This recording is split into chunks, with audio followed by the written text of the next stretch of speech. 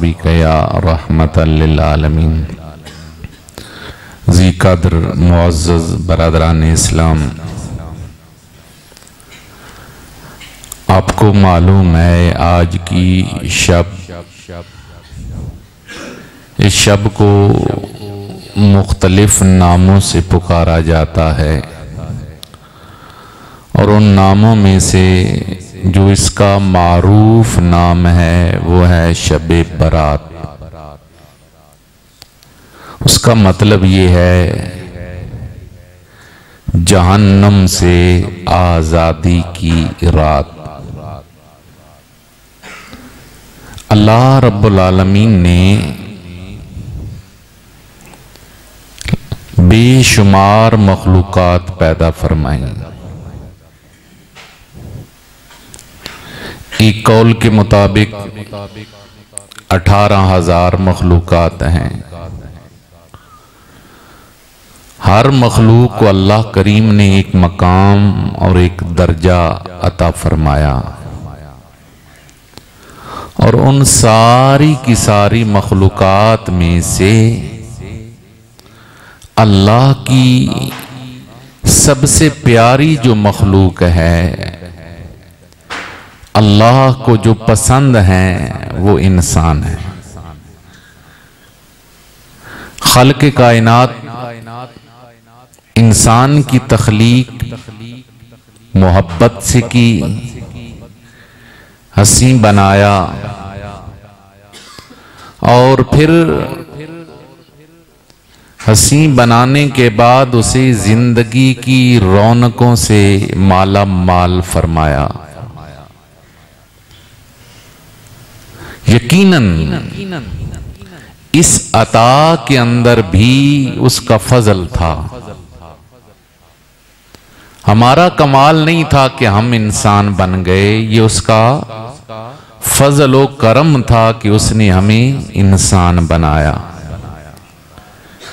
हजरत बायजीद बुस्तामी रहमतुल्लाह ताला अलैहि एक दिन जा रहे थे, गली से गुजरे, एक कुत्ता गली के अंदर लेटा हुआ था। आप उसके पास रुक गए, आपके मुरीद अहबाब साथ थे। काफी देर खड़े रहे, फिर आप रोने लग गए। रोते रोते बैठ गए और हिचकी बंद गई। जब आपको फाका हुआ तो दोस्तों ने पूछा, हुजूर आपको क्या हुआ?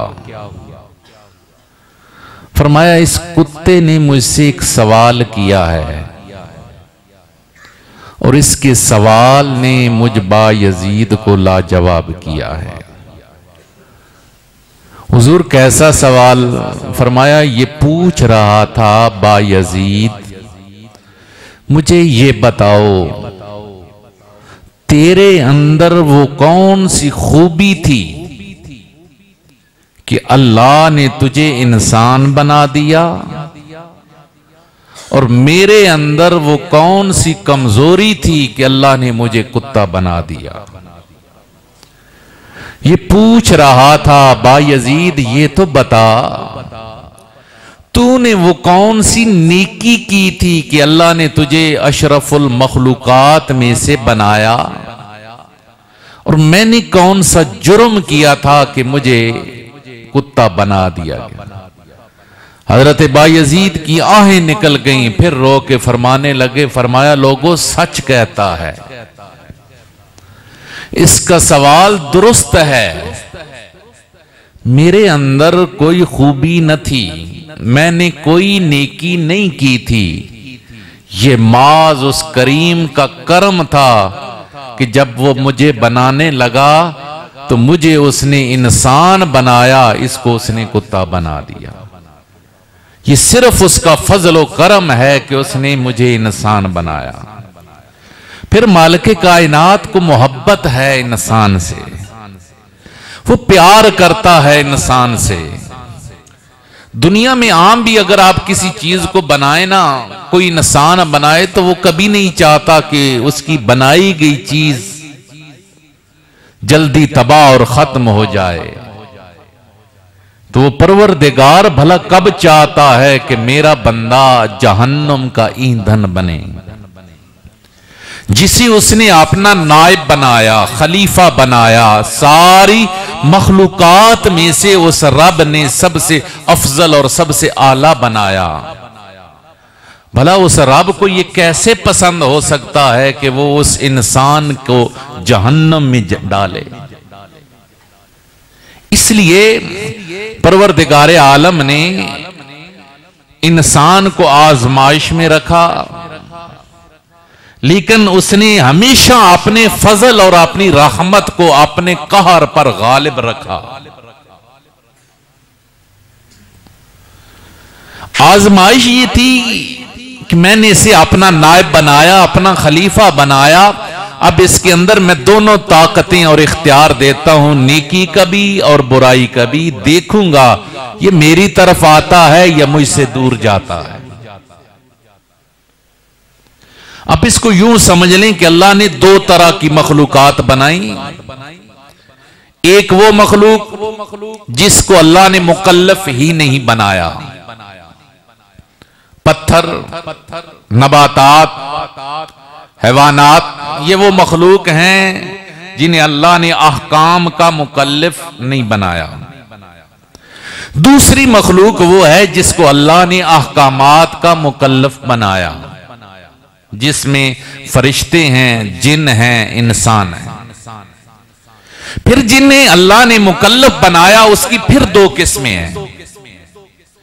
एक वो जिनके अंदर अल्लाह ने गलती करने का, गुनाह करने का मादा ही नहीं रखा, वो पाबंद हैं उस चीज के जो उन्हें अल्लाह का हुक्म मिलता है, वो फरिश्ते हैं।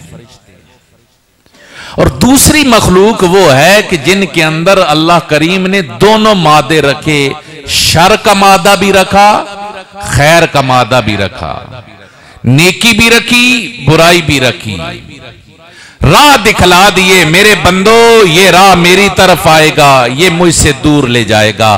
फहदैना नजदैन, हमने दोनों राह उसके सामने रख दिए। वो मखलूक है जिन और इंसान।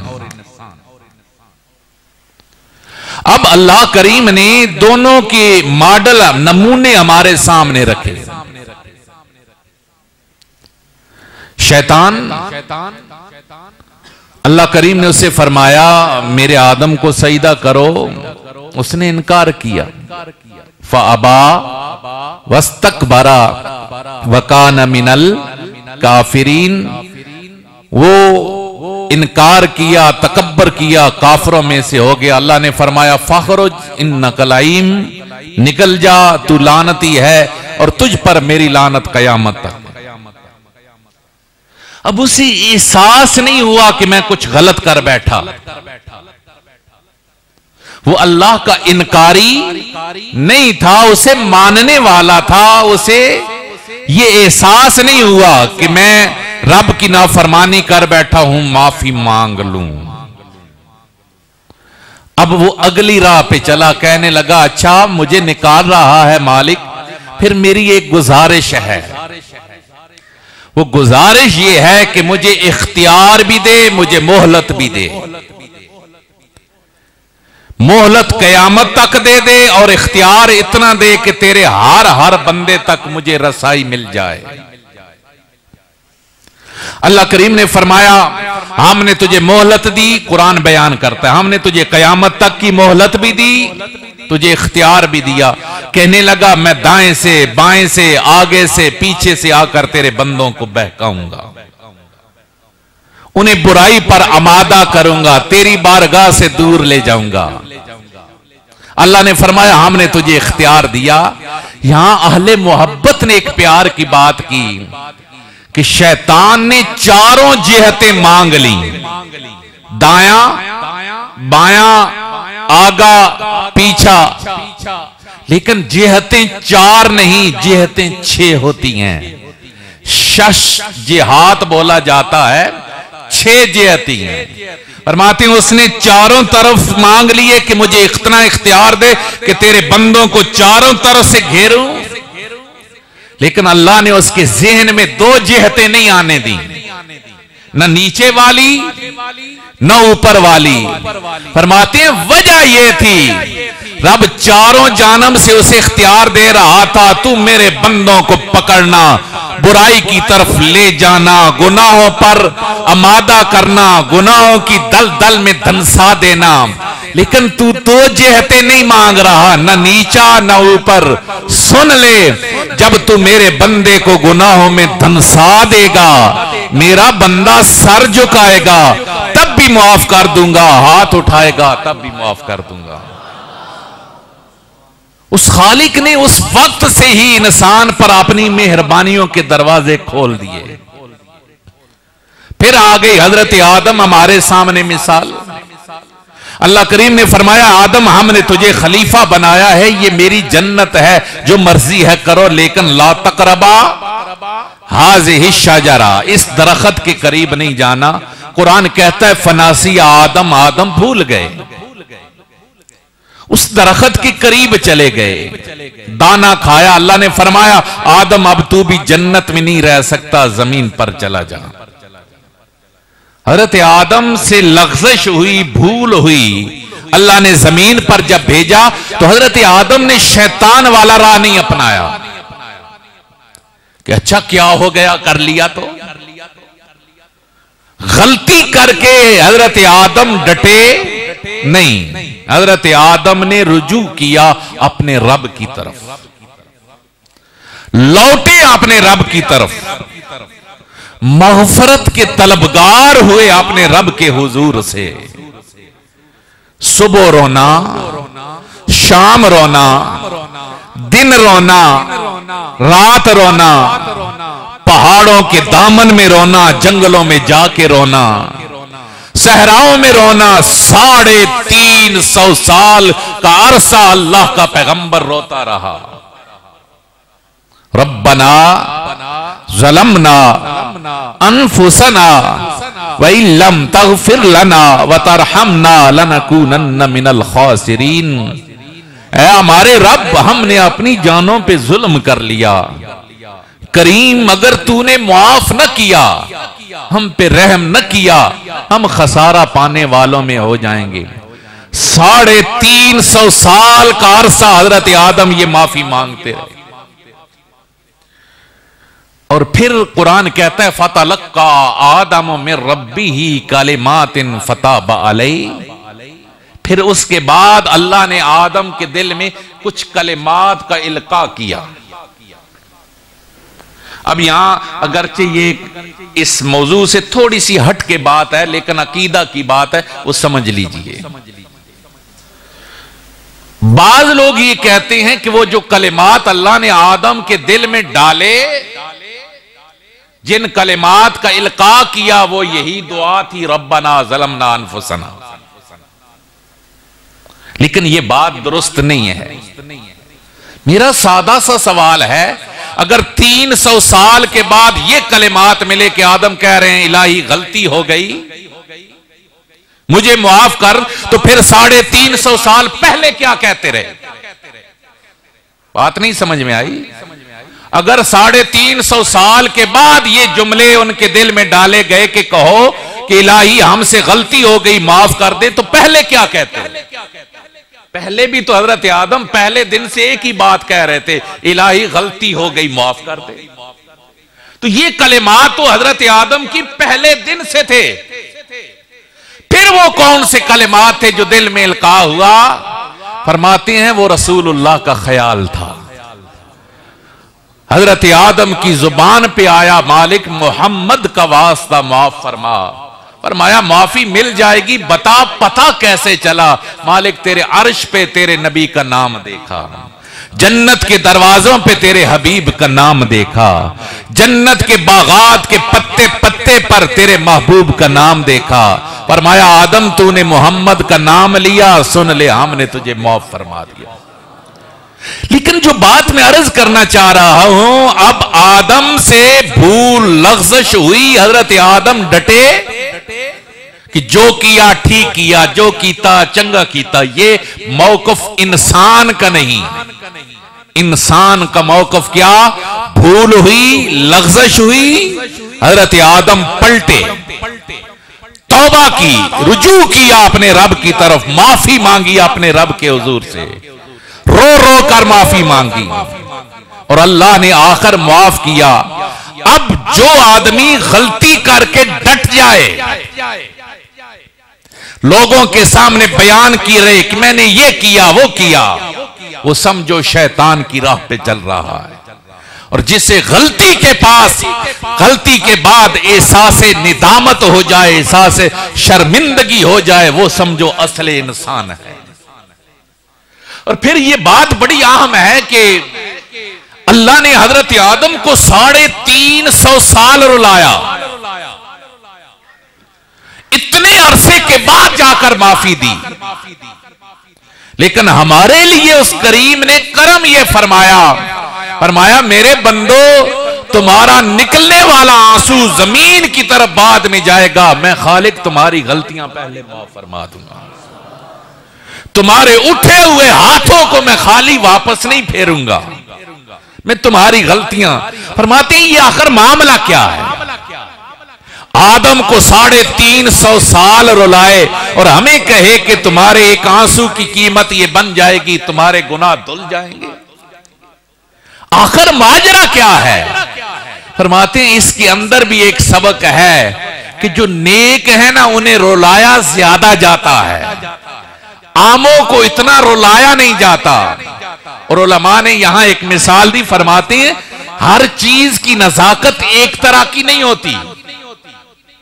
इंसान का बदन है ना, इसके सारे आज़ा की नजाकत एक तरह की नहीं।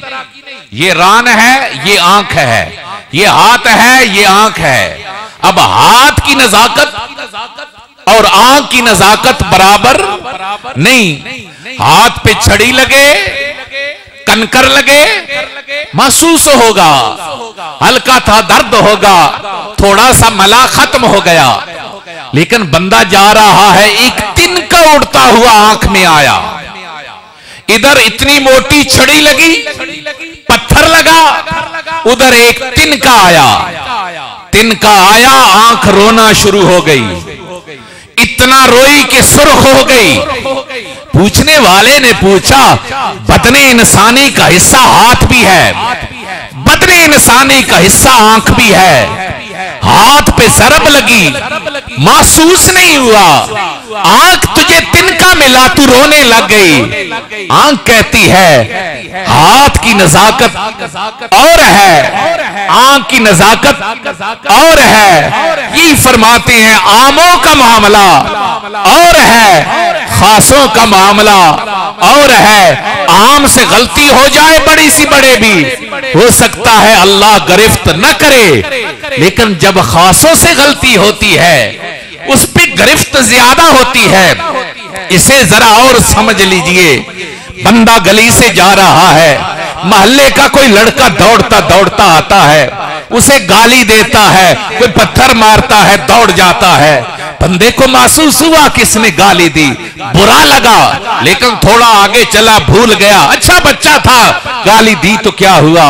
लेकिन चलते चलते उसके सामने उसका बेटा आया, बेटा सामने होकर उसे उस गाली से छोटी गाली देता है।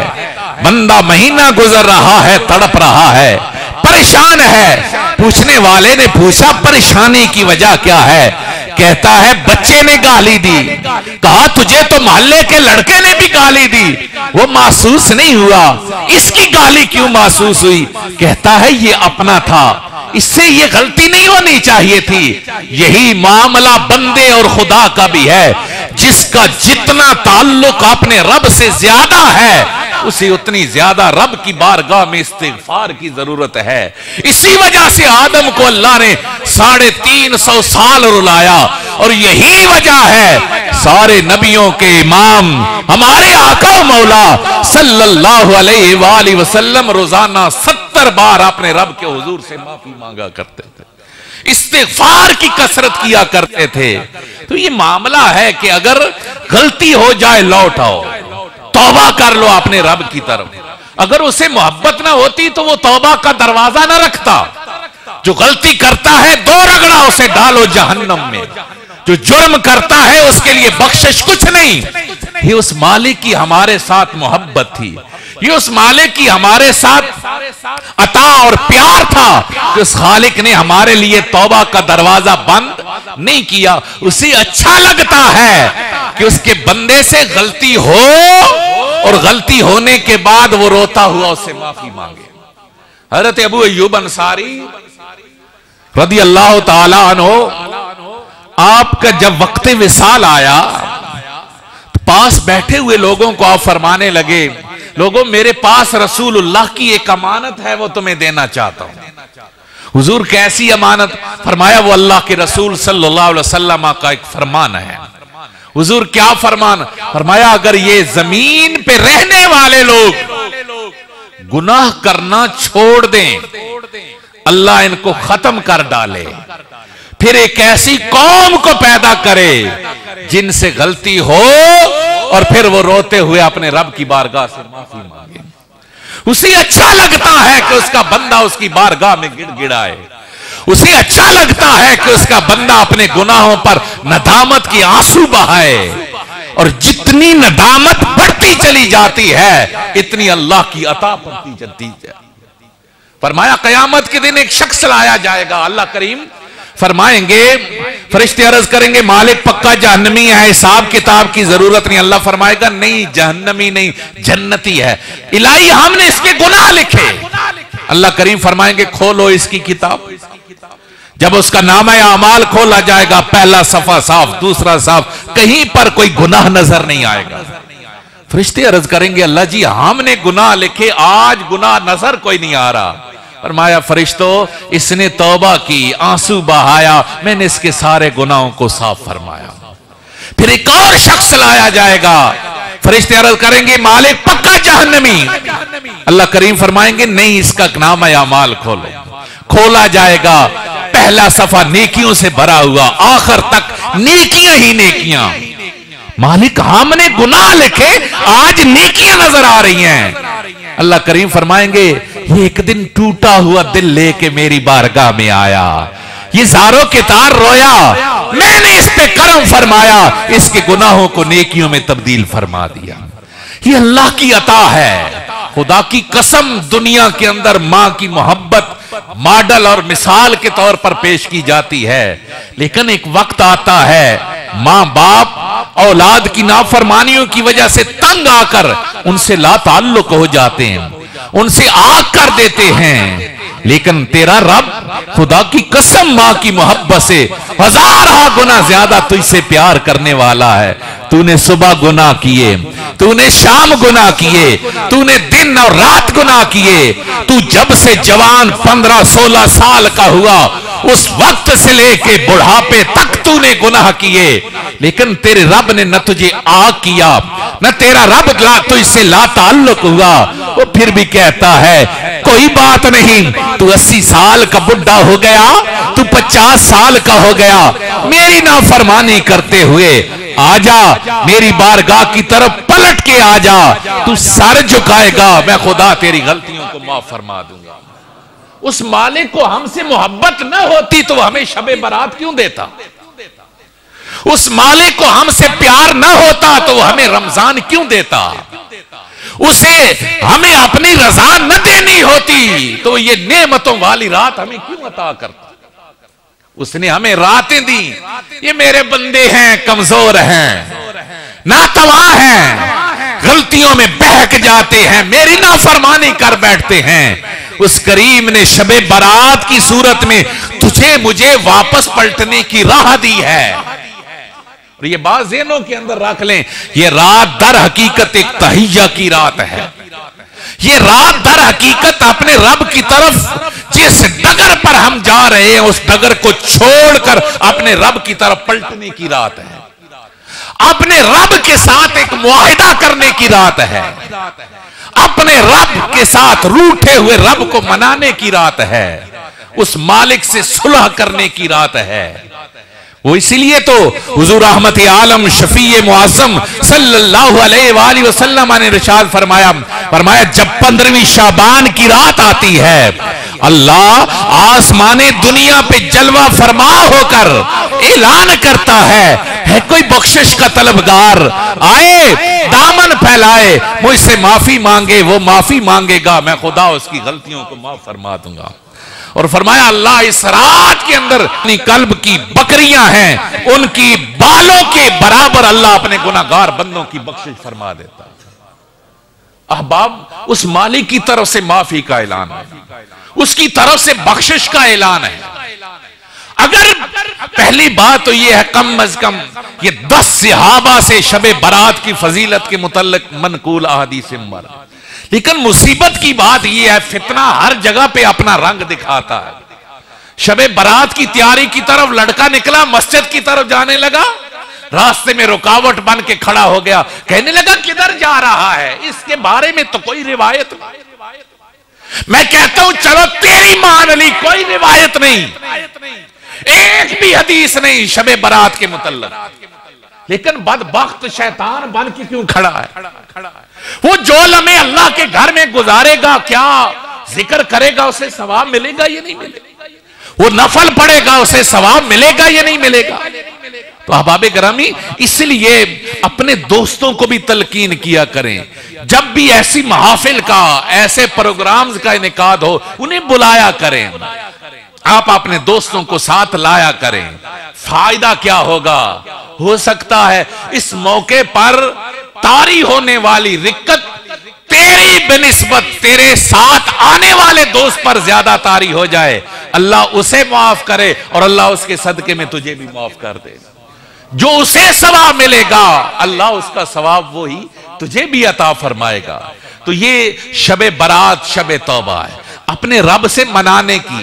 ये ना खुदा के लिए किया करे कि शाह ना पढ़े, रात नवाफिल में गुजार दे, फिर सुबह की नमाज ना पढ़े। याद रखें हुजूर रहमत आलम सल्लल्लाहु अलैहि वसल्लम का फरमाने ज़ीशान है, अल्लाह को जो पसंदीदा तरीन इबादत है ना वो फराइज है। फर्ज जो है ना, फर्ज वो ज़कात है, सदकात में वो नमाजों के अंदर जो फराइज नमाज है ये अल्लाह को सबसे ज्यादा पसंद है, उसके बाद जाकर नवाफिल का दर्जा आता है। इसलिए फराइज की अदायगी को लाजम बनाएं। अगर आज एक रात आप पूरी जागने को तैयार हैं, क्या हमारे मामूल में ये नहीं बनना चाहिए कि हमें रोजाना इशा की नमाज पढ़ के सोना चाहिए? आज अगर हम पूरी रात जागने को तैयार हैं तो क्या अमूमी साल के अंदर हमें सुबह की नमाज उठकर नहीं अदा करनी चाहिए? इसलिए ये दर हकीकत एक तहिया करने की रात है, अपने रब की तरफ रुजू करने की रात है। और फिर ये जो प्रोग्राम ये जो किए जाते हैं, दर हकीकत इन सब का इख्तिताम और निचोड़ होता है हम सब मिलकर अपने रब से माफी मांगें, अपने गुनाहों की माफी मांगें, अपने परवरदिगार को राजी करने की कोशिश करें। और उसके लिए ये सब किया जाता है, ये दावत, इसके बाद नातें, इसके बाद नवाफिल, नवाफिल के दरमियान जिक्र अज़कार। ये जो लंबी मुशक्कत की जा रही है ना, ये दर हकीकत तरले किए जा रहे हैं अपने रब के। ये हम्द और सना की जा रही है अपने रब की कि हम उसकी अता के काबिल हो जाएं, हम उसकी इनायात के काबिल हो जाएं। तो इसलिए ज़ौक़ के साथ कम अज कम इस रात में एक न एक लम्हा हम सब पर ऐसा आना चाहिए जिसमें हम सब चीजों को भूलकर सिर्फ अपने रब को याद कर रहे हैं। कम अज कम एक लम्हा जरूर आना चाहिए और उस लम्हे के अंदर तू हर चीज से बाबरा होकर अपने रब से गुफ्तगू कर रहा हो। वैसे ये बात हकीकत है कि नवाफिल इबादत के अंदर तन्हाई में इबादत अफजल होती है, क्योंकि तन्हाई में बंदे को एक तरह का तसव्वुर पुख्ता होता है। लेकिन चूंकि हम कमजोर लोग हैं, अभी हम घर में जाएं तो आधे घंटे से ज्यादा नहीं तक सकेंगे, सोने की तरफ, बिस्तर की तरफ चले जाएंगे। इसलिए इज्तिमाई प्रोग्राम किए जाते हैं। और फिर इज्तिमाई प्रोग्रामों में एक और फायदा ये होता है, बहुत से सुलहा नेक लोग जिन्हें एक लंबी उम्मीद के साथ बारात का इंतजार कर रहे होते हैं, कुछ हम जैसे गुनाहगार, फिर जब वो मिल बैठते हैं तो अल्लाह उन नेकोकारों का सदका अल्लाह गुनाहगारों को भी माफ फरमा देता है। इसलिए अब ये जो मजलिस है इसके अंदर हर खैर वाला काम करें, नेकी वाला काम करें। और फिर तिलावत कर सकते हैं, तिलावत करें। उसके अलावा आपके मन के अंदर जो चीजें आती हैं, जो आपको दिल में अच्छा लगता है कि मैं अपने रब को इस तरीके से राजी कर सकता हूं, वो कोशिश करें। और फिर इसके साथ एक तहिया करके जाएं कि हमने जो रमजानुल मुबारक आ रहा है उसका इंतजार करना है, उसकी तैयारी करनी है, अपने रब की ज्यादा से ज्यादा इबादत करनी है। कितने लोग थे जो पिछले साल शब बारात में थे, आज नहीं है। क्या खबर हमारी जिंदगियों की भी ये आखिरी शब बारात हो, ये किसी को कन्फर्म और यकीनी नहीं है। और फिर एक हदीस मुबारक के मुताबिक इस रात के अंदर आमाल और जिंदगी और मौत का भी मामला फरिश्तों के हवाले किया जाता है। किसने आने वाले साल में मरना है, फरिश्तों के हवाले कर दिए। कौन रूह दुनिया में आ रही है, ये मामला भी फरिश्तों के हवाले किया जाता है। इसलिए खुलूस के साथ इधर उधर की भाग दौड़ के बजाय जितना हो सके, थोड़ा हो ज्यादा हो, अपने रब के हुजूर हाजिर होकर अपने रब की बारगाह में उसे मनाने की कोशिश करें।